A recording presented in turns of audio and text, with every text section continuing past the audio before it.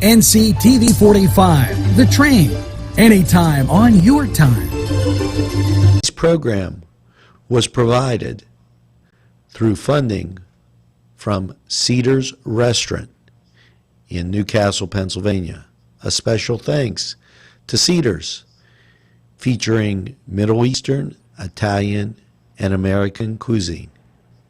This program paid for by a grant from RNA Screen Printing, located at 1217 Moravia Street, Newcastle. Today's program was furnished by a grant from the Beanery Depot and Deli, featuring coffee, made-to-order subs, and snacks. The Beanery Depot and Deli in Mahoningtown.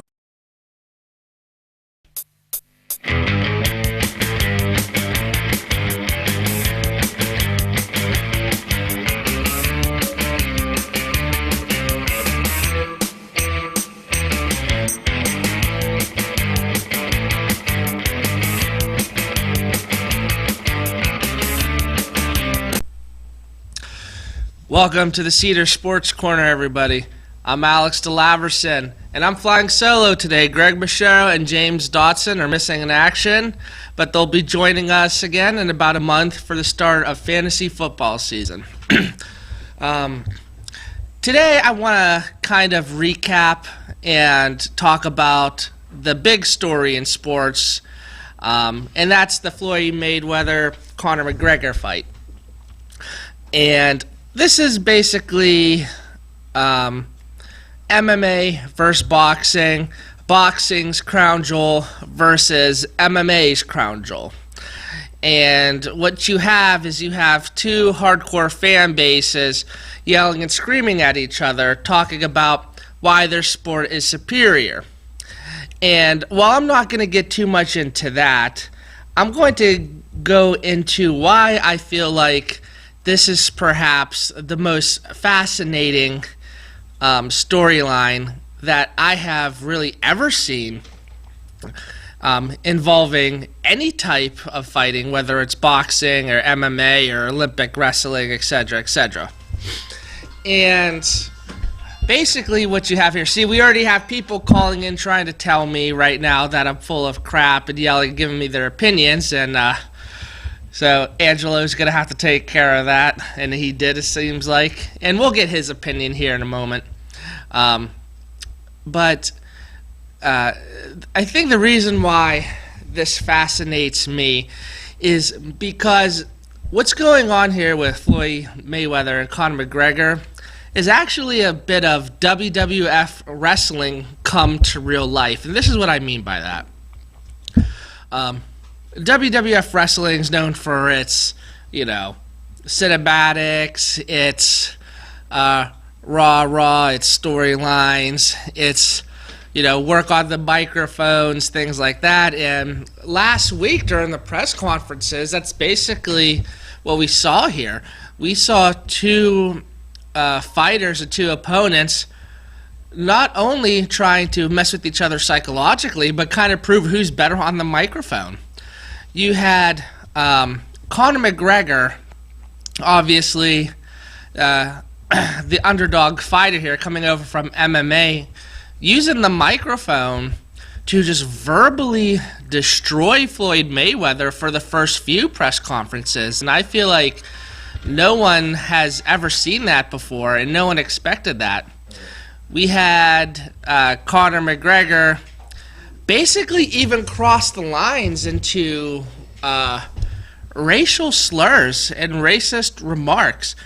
We've had Floyd Mayweather basically kind of sit there and take it and kind of have lame excuses, lame comebacks, things like that, until I would say about the last press conference or so.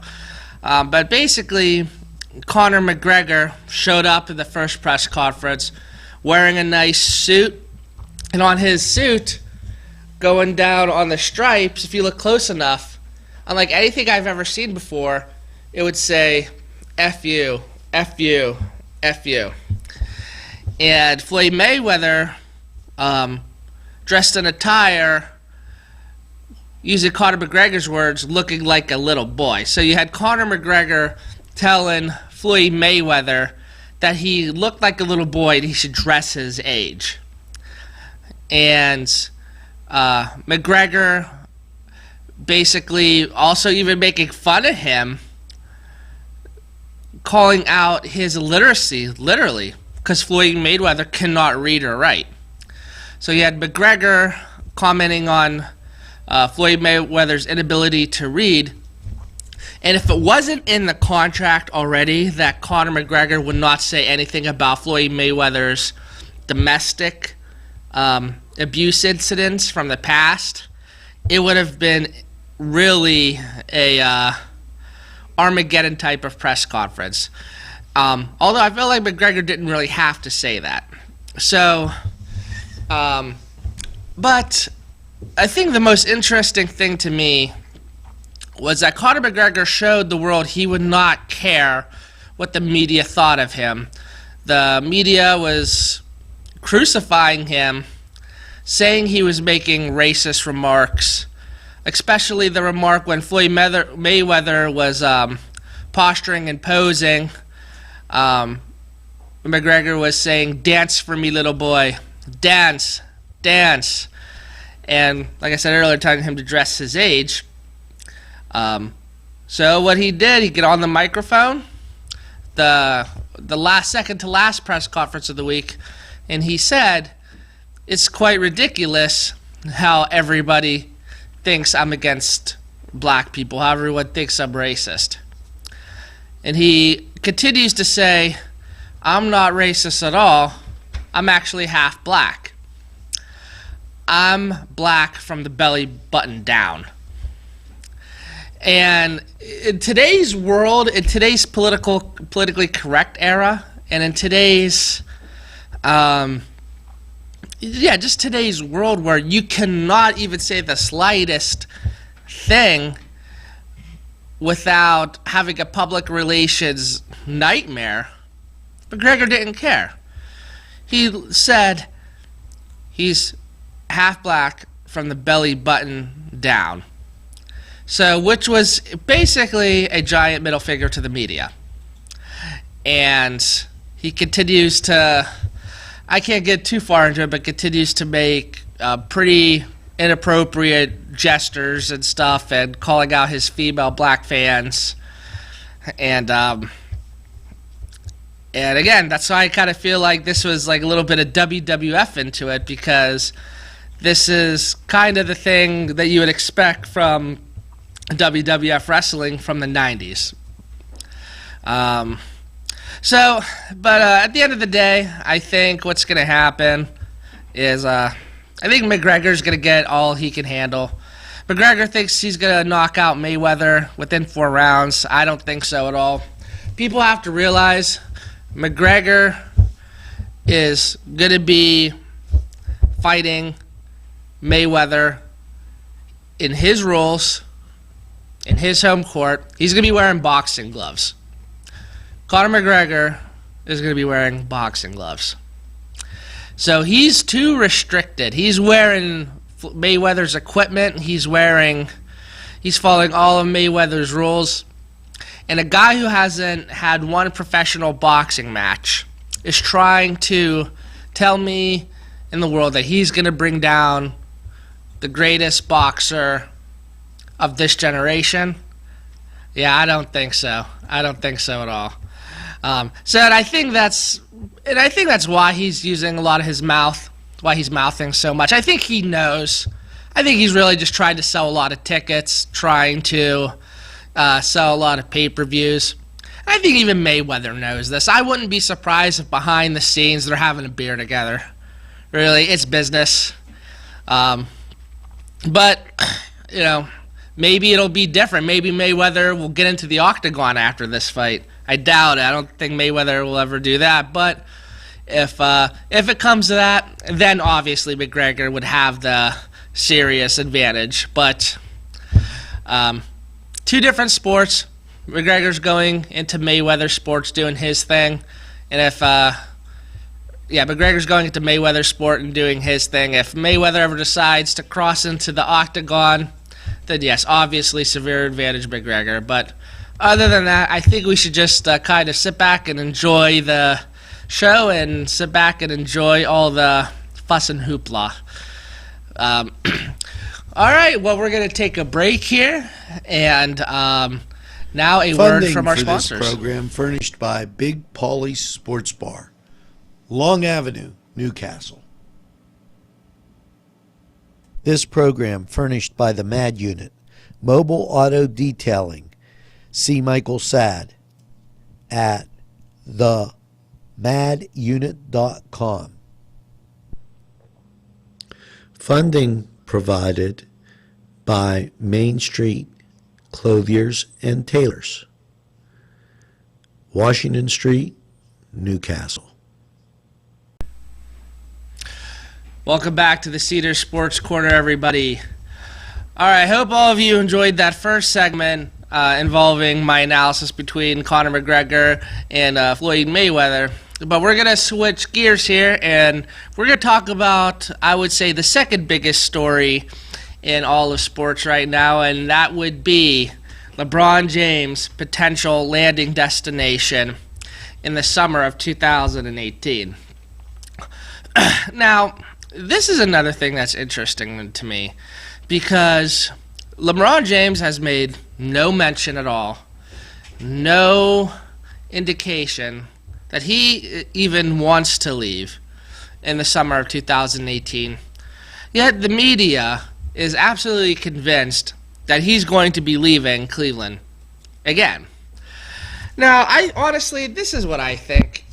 I think this is kind of the media trying to create their own story here. I think, too, this is also a knee-jerk reaction to the David Griffin firing from Dan Gilbert. Griffin was the former general manager of the Cleveland Cavaliers. And one thing we have to realize, too, is Griffin wasn't fired. He just didn't have his contract renewed. Now, we all know LeBron James was a very, very big David Griffin fan, and it was kind of shocked that he did not have his contract renewed, because it's kind of generally accepted that LeBron James is the real general manager of the Cleveland Cavaliers. And I kind of feel that way too. I kind of can't imagine a move of that magnitude not being discussed with LeBron James before it happens. But the media is convinced that LeBron James is upset and that he was very, very displeased at the point where he might leave. Now, I don't think something like David Griffin's contract not being renewed would be something that would make LeBron James change teams again. I think if anything is going to make him change teams again, it would be more of the fact that if there's any way that he could beat Golden State, is that he'd have to change teams. But I don't necessarily think going to the West and joining a West team is the way to do it. LeBron James, being in the Eastern Conference, has made a trip to the NBA Finals every year since 2010. So, basically what I'm saying is LeBron James is the Eastern Conference. And if LeBron James basically even wants to get back to the finals, going to the West, you're telling me that's the way to do it? He would have to go through all those hardcore West Coast teams just to even have a chance of getting to the finals. So that means he'd have to go through the Spurs, the Warriors, the Grizzlies, whoever, the Thunder, just to have a shot at getting to the finals? I don't think so. I know Chris Broussard of ESPN thinks LeBron James should join the Spurs if taking down Golden State is his main priority. Again, I just think that's too much of a risk of him hurting his legacy already switching teams again and going to a team that's already packed, like the Spurs again, that's going to help improve his legacy? I don't know. I mean, when he went to the Miami Heat, he had to do all that work just to build it back up. He got killed saying he had to join a team filled with stars just to win an NBA championship or even just to get to an NBA championship. So I think LeBron is smart. I think he doesn't want to go that route. Keep in mind, he has 3 championships already. He's not chasing a ring anymore. Of course, he's compared to Jordan, and he's chasing Jordan's ghost, but I think he knows that ship has sailed, and I think at the end of the day, while he wants to win championships, I think he realizes switching teams again is going to really destroy his legacy.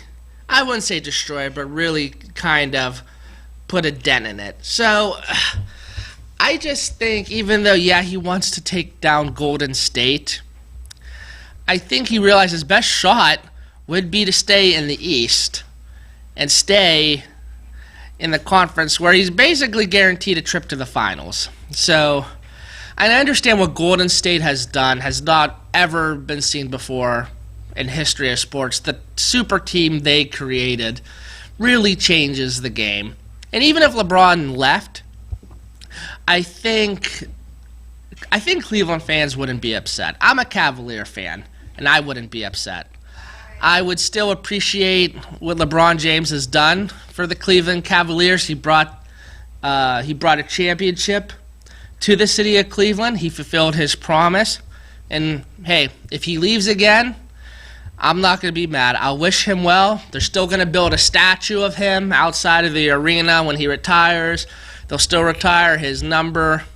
You know, he's always going to – he is the Cleveland Cavalier. So if he leaves again, I don't think you're going to see jerseys burning. I don't think you're going to see hatred. I don't think you're going to be seeing riots in the street. I think you're going to be seeing a lot of grateful people and people that are going to be rooting for him. Because I think at this point, with what Golden State has done, I don't think any rational person would blame LeBron James necessarily for leaving. But who knows? We don't know how Cleveland fans are. We know they can be very unpredictable and very we know they're very passionate, but that's just my take on it. We're going to take another break here, and now a word from our sponsors. Today's programming is brought to you by NCTV45 and NC Radio 450, Newcastle's community television station.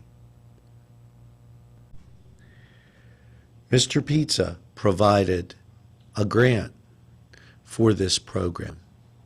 Mr. Pizza, East Washington Street.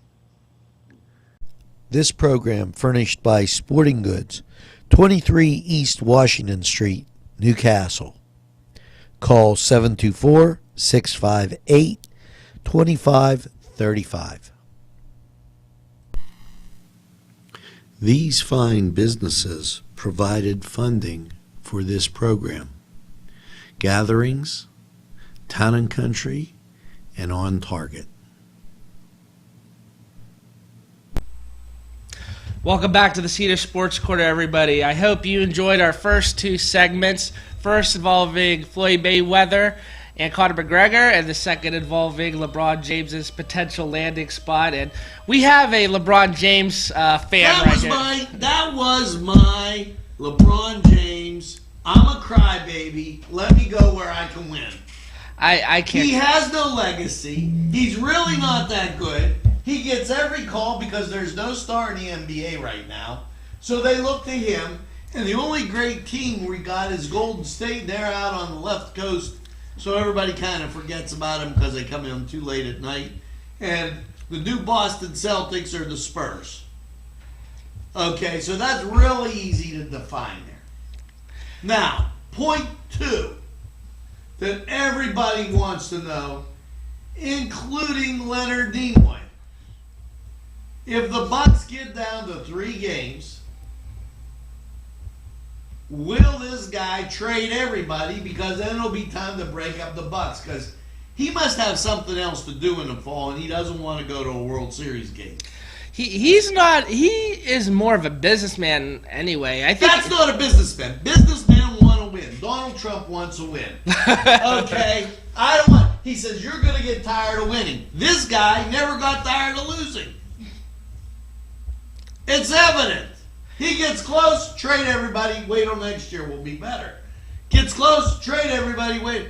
He's running a minor league team in Pittsburgh and doesn't want to face it that it's time to win. That's it. You can email me at nctv45@gmail.com. I know I'm right. Well, it's hard to disagree with anything you just said there involving the Pirates. Nutting definitely seems to only care about his newspaper business. He's got a real good name, Nutting. Yeah. He's a nut. Yeah, it's definitely. He needs to go to the Cleveland Browns, and it'll work out perfect. For I know. them, him, and then it just trade everybody.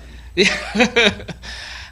Maybe he's just a troll. Maybe he literally just doesn't like. No, the even the Keebler Elves like winning. They want their cookies to be number one, so that doesn't work. Keebler Elves. Well, there you have it, everybody. I hope you enjoyed this Angelo Parada segment involving the Pittsburgh Pirates. And I want to thank all of you for joining in. And Angelo, do I dare ask if there's anything else you want to say before we end the show? No, they made a mistake. Notre Dame's not in the top 20, but I like that. We'll be flying under the radar. Football season's coming soon. Football season's coming soon. Fantasy football's coming. In a couple months, not only will we be talking fantasy, we'll also be talking a lot of college football. And I'm assuming we're going to be heavily involved with Notre Dame. That's just a feeling I have. LeBron James will be out on the West Coast. LeBron James will be out on the West Coast. There you go. Alrighty. Well, thank you everybody for tuning into the Cedars Sports Corner, and I hope you all have a wonderful rest of your week.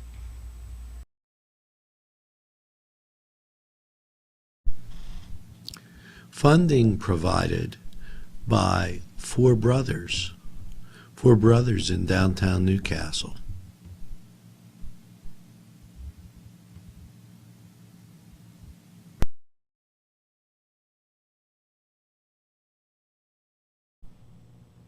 A special thanks to the YMCA for caring about the Lawrence County community and providing funding for this program.